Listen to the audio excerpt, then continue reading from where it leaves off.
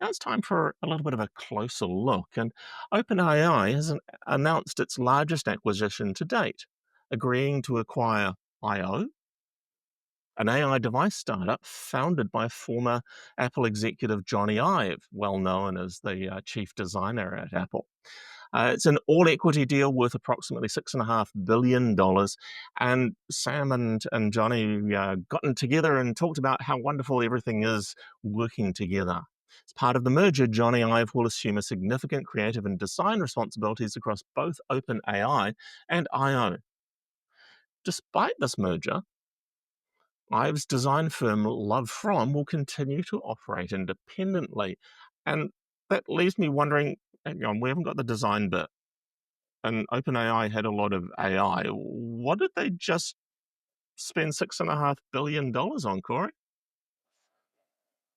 Your guess is as good as mine, Alistair. Johnny Ives is the brain behind some of the most iconic products like iPhones, iPads, and MacBook Airs from Apple. IO is a physical AI company. What does that mean? Alistair, I don't think I have the answer for you, but Altman said that their mission would be to figure out how to create a family of devices that would let people use AI to create all sorts of wonderful things, which sounds wonderful to me.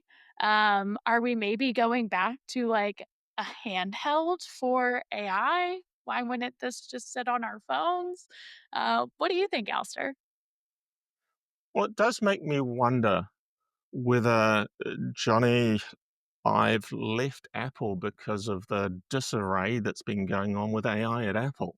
Apple seems not to be able to deliver the sort of AI services that customers are expecting. The reports I've heard of Apple Intelligence is that it's been under delivering, and maybe Johnny Ive saw this coming and actually made a move to leave in order to have better options. Because, of course, he couldn't go straight from Apple to somewhere like OpenAI.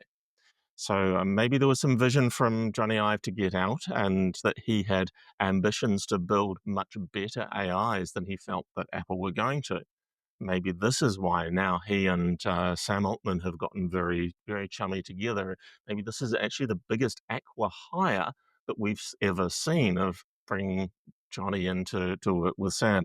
My suspicion is that it's not so much of a hire as a partnership that's going on here. And it's very much the way the post from Sam and Johnny on the OpenAI page talks about it, is this partnership to build solutions together. And so this seems to just be the way they could make sweet technology together. Corey, do you think that hardware, as you say, this may end up being hardware devices in our hands because that's what we know Johnny Ive for? I don't know. I mean, when I think of Johnny Ive's legacy, I think of these handheld devices, but who knows? We know it's a hardware focus. I don't know where these devices are going to live.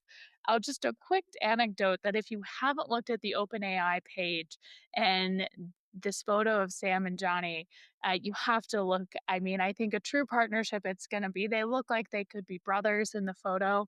I think they're both very excited for this. That was just pretty heartwarming to see a heartfelt photo of the 2 together on OpenAI's page, but speaking of hires, this is not the only hire that OpenAI has made, so I think OpenAI is getting serious about this AI hardware because they also hired the former head of Meta's Orion augmented reality glasses in November to lead robotics and consumer hardware efforts, I don't know what it's gonna look like, but OpenAI is they're up to something here, and I can't wait. I mean, I think about when we had the first iPod, we wouldn't be able to conceptualize that, and are we on the brink of another event like the unveiling of the iPod?